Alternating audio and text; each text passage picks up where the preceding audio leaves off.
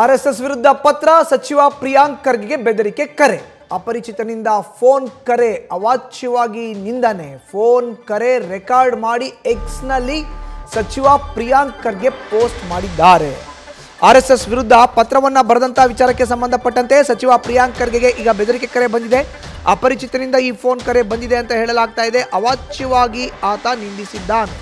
Phone ಕರೆಯನ್ನು record ಮಾಡಿ ಎಕ್ಸ್ನಲ್ಲಿ Priyanka Kharge post ಮಾಡಿದ್ದಾರೆ, ಅದನ್ನು ಹಂಚಿಕೊಂಡಿದ್ದಾರೆ. ನನಗೆ ನಿರಂತರವಾಗಿ ಬೆದರಿಕೆ ಕರೆ ಬರ್ತಾ ಇದೆ ಅಂತ ಈಗ ಪ್ರಿಯಾಂಕ್ ಖರ್ಗೆ ಆರೋಪವನ್ನು ಮಾಡ್ತಾ ಇದ್ದಾರೆ. ಇದೇನ ಆರ್ಎಸ್ಎಸ್ ಸಂಸ್ಕಾರ ಅಂತ ಪ್ರಿಯಾಂಕ್ ಖರ್ಗೆ ಆಕ್ರೋಶವನ್ನು ವ್ಯಕ್ತಪಡಿಸಿದ್ದಾರೆ. ಆರ್ಎಸ್ಎಸ್ ಶಾಖೆಗಳಲ್ಲಿ ಯಾವ ರೀತಿ ಪದಗಳನ್ನು ಬಳಸ್ತಾರೆ, ಯಾವ ರೀತಿ ಇದು ಮಾಡ್ತಾರೆ, ಸ್ವಲ್ಪ ತಾವೇ ಗಮನಿಸಿ. ಮತ್ತು ಹೇಳ್ದಂಗೆ ಬೆಳಿಗ್ಗೆಯಿಂದ ಸಾಕಷ್ಟು ಕರೆಗಳು ಬರ್ತಾ ಇದೆ, ತಾವೇ ಕೇಳಿ ಹೇಗೆ ಮಾಡ್ತಾರೆ ಅಂತ. हेलो, क्या होता है?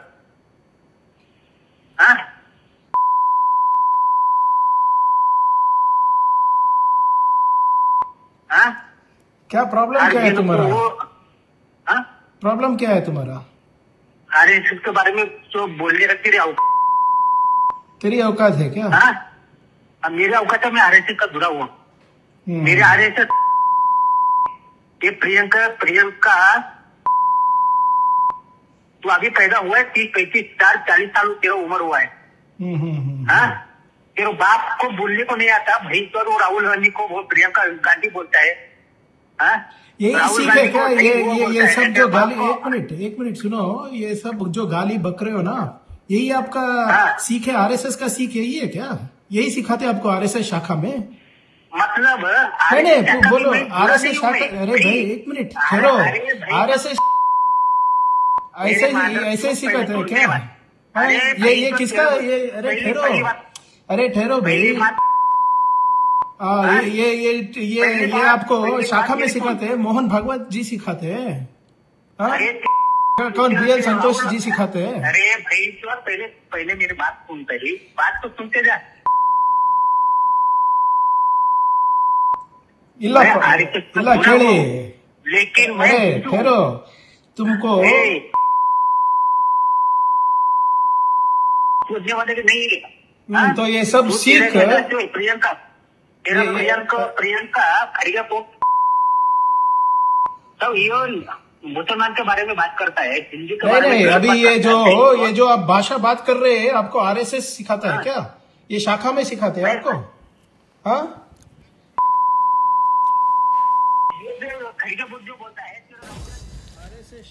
ಆರ್ಎಸ್ಎಸ್ ನ ಬ್ಯಾನ್ ಮಾಡಬೇಕು. ತಮಿಳುನಾಡಿನಲ್ಲಿ ಯಾವ ರೀತಿ ಆರ್ಎಸ್ಎಸ್ ನ ಬಂದ್ ಮಾಡಲಾಗಿದೆಯೋ ಅದೇ ರೀತಿ ಇಲ್ಲೂ ಕೂಡ ಬಂದ್ ಮಾಡಬೇಕು ಅಂತ ಮುಖ್ಯಮಂತ್ರಿಗಳಿಗೆ ಏನು ಸಚಿವ ಪ್ರಿಯಾಂಕ್ ಖರ್ಗೆ ಅವರು ಒಂದು ಪತ್ರವನ್ನು ಬರೆದು ಮನವಿಯನ್ನ ಮಾಡಿದ್ರು. ಈ ಪತ್ರವನ್ನು ಚೀಫ್ ಸೆಕ್ರೆಟರಿಗೆ ಕೊಟ್ಟಿದ್ದೀನಿ ಅಂತ ರಾಜ್ಯದ ಮುಖ್ಯಮಂತ್ರಿ ಹೇಳಿದ್ರು. ಈ ಪತ್ರದ ಹಿನ್ನೆಲೆಯಲ್ಲಿ ಈಗ ಬೆದರಿಕೆ ಕರೆಗಳನ್ನ ಪ್ರಿಯಾಂಕ್ ಖರ್ಗೆ ಎದುರಿಸಬೇಕಾದಂಥ ಪರಿಸ್ಥಿತಿ ಎದುರಾಗಿದೆ.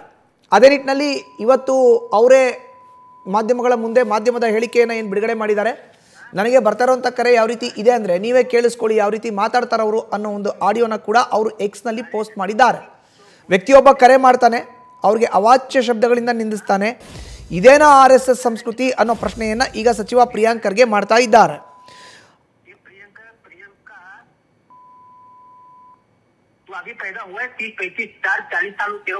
ಇನ್ನು ಇದೇನಾ ಆರ್ಎಸ್ಎಸ್ ಸಂಸ್ಕಾರ ಅನ್ನೋ ಪ್ರಶ್ನೆಯನ್ನ ಮಾಡಿರುವಂತಹ ಪ್ರಿಯಾಂಕ್ ಖರ್ಗೆ ಎಕ್ಸ್ ಖಾತೆಯಲ್ಲಿ ಏನು ಬರೆದಿದ್ದಾರೆ ಅನ್ನೋದನ್ನ ನೋಡೋದಾದ್ರೆ, ಆರ್ಎಸ್ಎಸ್ ಯುವಕರ ಮಕ್ಕಳ ಮನಸ್ಸುಗಳಲ್ಲಿ ಕಲ್ಮಶ ತುಂಬುವ ಕೆಲಸವನ್ನ ಮಾಡ್ತಾ ಇದೆ ಎಂದಿದ್ದೆ. ಅವರು ತುಂಬಿದ ಕಲ್ಮಶವು ಹೇಗಿರುತ್ತೆ ಎಂಬುದಕ್ಕೆ ಸಣ್ಣ ಉದಾಹರಣೆ ಒಂದು ಇಲ್ಲಿದೆ. ಕೆಲವು ದಿನಗಳಿಂದ ನನಗೆ ನಿರಂತರವಾಗಿ ಬರ್ತಾ ಇದ್ದಂಥ ಬೆದರಿಕೆ ಮತ್ತು ನಿಂದನೆಯ ಕರೆಗಳಲ್ಲಿ ಇದೊಂದು ಸ್ಯಾಂಪಲ್ ಅಷ್ಟೇ ಅನ್ನೋ ಒಂದು ಮಾತನ್ನ ಹಂಚ್ಕೊಂಡಿದ್ದಾರೆ. ಇನ್ನು ಇದರ ಬಗ್ಗೆ ಪ್ರಿಯಾಂಕ್ ಖರ್ಗೆ ಅವರು ರಿಯಾಕ್ಟ್ ಮಾಡಿದ್ದಾರೆ, ಪ್ರತಿಕ್ರಿಯೆಯನ್ನು ಕೊಟ್ಟಿದ್ದಾರೆ. ಅವ್ರು ಏನು ಹೇಳಿದ್ರು ಬನ್ನಿ ಕೇಳೋಣ. ನೋಡಿ, ನಿನ್ನೆ ನಾನು ಪ್ರಸ್ತಾಪ ಮಾಡಿದ್ದೆ ಈ ವಿಚಾರ. BJPಯವರೆಲ್ಲರೂ ಏನು ಹೇಳಿದ್ರು, ಇದು RSS ಸಂಸ್ಕೃತಿ ಅಲ್ಲ, ಇದು ನಮ್ಮ ಸಂಸ್ಕೃತಿ ಅಲ್ಲ, ಇದು ಪ್ರಿಯಾಂಕ್ ಖರ್ಗೆ ಅವರು ಪಬ್ಲಿಸಿಟಿ ಸ್ಟಂಟ್ ಮಾಡ್ತಾರೆ ಅಂತ. ಇದು ಇಂಥದ್ದು ಇನ್ನೂ ಒಂದು 25-30 ಇದೆ ನನ್ನ ಹತ್ರ. RSS ಸಂಸ್ಕೃತಿ ಏನು ಅಂತ ತೋರಿಸಿದ್ದೇವೆ.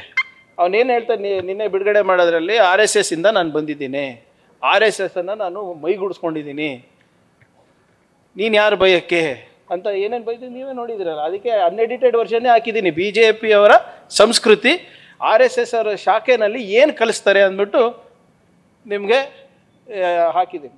ಅದು ನೀವು ತೀರ್ಮಾನ ತಗೊಳ್ಳಿ. ಮತ್ತು ಯಾರ್ಯಾರು ನಿನ್ನೆ ಭಾಳ ದೊಡ್ಡ ಮಾತಾಡ್ತಾ ಇದ್ರಲ್ಲ BJP ನಾಯಕರು, ವಿರೋಧ ಪಕ್ಷದ ನಾಯಕರು ಇರ್ಬೋದು, ಅದು 2 ರೂಪಾಯಿಗೆ ಸಿಗ್ತದೆ, ಅದು ಸಿಗ್ತದೆ, ಇದು ಸಿಗ್ತದೆ, ಅವ್ರಿಗೆ ತೋರಿಸ್ಬಿಟ್ಟು ಅವ್ರ ಹತ್ರ ಉತ್ತರ ಕೇಳಿ. ಈಗ RSSನಲ್ಲಿ ಏನು ಕಲಿಸ್ತಾರೆ, BJP ಅವ್ರು ಏನು ಕಲಿತಾರೆ, ಅದಕ್ಕೆ ಉತ್ತರ ನಾನು ಕೊಡಬೇಕಾ? ಇಲ್ಲೇ ಸಿಕ್ಕಿದೆ ಅಲ್ಲ, ಅವರೆಲ್ಲ ಮಾಜಿ ಸಂಸದರು, ಹಾಲಿ ಶಾಸಕರು ಎಲ್ಲರೂ ಮಾತಾಡ್ತಾ ಇದ್ರಲ್ಲ, ಇದಕ್ಕೇನಂತಾರೆ? ಅವ್ರು ಬಂದು ಕ್ಷಮೆ ಕೇಳ್ತಾರಾ ನನಗೆ ಈಗ, ಅಥವಾ ಇನ್ನೂ ಜಾಸ್ತಿ ಮಾಡಿಸ್ತಾರಾ? ನನ್ನ ಫೋನೇ ಸ್ವಿಚ್ ಆಫ್ ಮಾಡಿಬಿಟ್ಟಿದ್ದೀನಿ ಈಗ.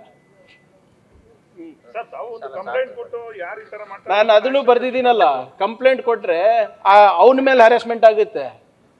ಆ ಆಲೋಚನೆ ಹಾಕಿದಾರಲ್ಲ ಅವನಲ್ಲಿ, ಆ ವ್ಯಕ್ತಿಗಳೇನು ಆರಾಮಾಗಿ ಓಡಾಡ್ತಾ ಇರ್ತಾರಲ್ಲ, ಕಂಪ್ಲೇಂಟ್ ಕೊಡ್ಬೋದು. ಎಲ್ಲ 30-50 ನಂಬರ್ ಮೇಲೂ ಕಂಪ್ಲೇಂಟ್ ಕೊಡ್ಬೋದು, 100 ನಂಬರ್ ಮೇಲೂ ಕಂಪ್ಲೇಂಟ್ ಕೊಡ್ಬೋದು. ಆ 100 ವ್ಯಕ್ತಿಗಳಿಗೆ ಎತ್ತಾಕಿ ಜೈಲಲ್ಲಿ ಹಾಕ್ತಾರೆ. ಆದರೆ ಆ 100 ವ್ಯಕ್ತಿಗಳನ್ನ ಮನಸ್ಸನ್ನ ಮತ್ತೆ ಬುದ್ಧಿಯನ್ನ ಕಲುಷಿತ ಮಾಡಿದ್ರಲ್ಲ, ಅವ್ರು ಹಾಗೆ ಓಡಾಡ್ತಾರಲ್ಲ. ಆ್ಯಂಡ್ ನಮ್ಗೇನು ನನ್ನ ಬಹಳ ಸ್ಪಷ್ಟವಾಗಿ ಹೇಳಲಿಕ್ಕೆ ಬಯಸ್ತಾ ಇದ್ದೀನಿ, ನನ್ನ ಹೋರಾಟ ವ್ಯಕ್ತಿಗಳ ಮೇಲೆ ಅಲ್ಲ, ವೈಯಕ್ತಿಕ ಅಲ್ಲ. ಆ ತತ್ವ ಸಿದ್ಧಾಂತ ವಿರುದ್ಧ ಇದ್ದೀನಿ ನಾನು. ಆಮೇಲೆ ಪದೇ ನಾನು ಲೀಗಲ್ ಆಗಿ ಕ್ವಶನ್ಸ್ ಕೇಳ್ತಾ ಇದ್ದೀನಲ್ಲ, ಎಲ್ಲಪ್ಪ ನೀವು ರಿಜಿಸ್ಟರ್ಡ್ NGO ಅಂತ ಹೇಳ್ತಾ ಇದ್ರ, NGO ಒಂದು ರಿಜಿಸ್ಟ್ರೇಷನ್ ಡಾಕ್ಯುಮೆಂಟ್ ತೋರ್ಸೋಕ್ಕೆ ಇಷ್ಟ ಅಲ್ಲನಾ? ನೋಡಿ, JDS ಸಾಮಾಜಿಕ ಜಾಲತಾಣ ಮತ್ತು BJP ಸಾಮಾಜಿಕ ಜಾಲತಾಣದಲ್ಲಿ ಹೆಂಗೆ ವೈಯಕ್ತಿಕ ನಿಂದನೆ ಮಾಡ್ತಾ ಇದ್ದಾರೆ. ಅವ್ರು ವೈಯಕ್ತಿಕ ಅವರೇ ಮಾಡ್ತಾ ಇದ್ದಾಗ ಅಫಿಷಿಯಲಿ ಅವ್ರ ಕಾರ್ಯಕರ್ತರು ಬಿಡ್ತಾರಾ? ನಾನು ನಿನ್ನೆನೇ ಹೇಳಿದ್ದೀನಿ, ಈ ತತ್ವ ಸಿದ್ಧಾಂತ ಗಾಂಧೀಜಿಯವ್ರಿಗೆ ಬಿಟ್ಟಿಲ್ಲ, ಬಾಬಾ ಸಾಹೇಬ್ ಅಂಬೇಡ್ಕರ್ ಅವ್ರಿಗೆ ಬಿಟ್ಟಿಲ್ಲ, ನಾನು ಅವ್ರ ಕಾಲು ಉಗ್ರಷ್ಟು ಇಲ್ಲ, ನಾನು ಆ ಮಾನಿಯರ್ ಕಾಲು ಉಗ್ರಷ್ಟು. ನನಗೆ ಬಿಡ್ತಾರಾ ಇವರು? ಇದು ನಿನ್ನೆ ಇವತ್ತು ಹಾಕಿರೋದು ಬರೀ ಸ್ಯಾಂಪಲ್ಲು. ಇನ್ನೂ ಬೇಕಾದ್ರೂ ಕೂಡ BJP ಅವರಿಗೆ ಅವ್ರ ಸಂಸ್ಕೃತಿ ಇದಕ್ಕಿಂತ ಅವಾಚ್ಯವಾಗಿ ಬೈದಿದ್ದಾರೆ. ನನಗೆ ಹೇಸಿಗೆ ಬರುತ್ತೆ, ಅದಕ್ಕೆ ನನ್ನ ಮರ್ಯಾದೆ ಉಳಿಸ್ಕೊಳ್ಳಿಕ್ಕೆ ನಾನು ಹಾಕಿಲ್ಲ ಅಷ್ಟೇ. ಅದು ನ್ಯೂಸ್ ಫಸ್ಟ್, ನಿರ್ಭೀತಿಯಿಂದ ನಿಮ್ಮ ಪರವಾಗಿ.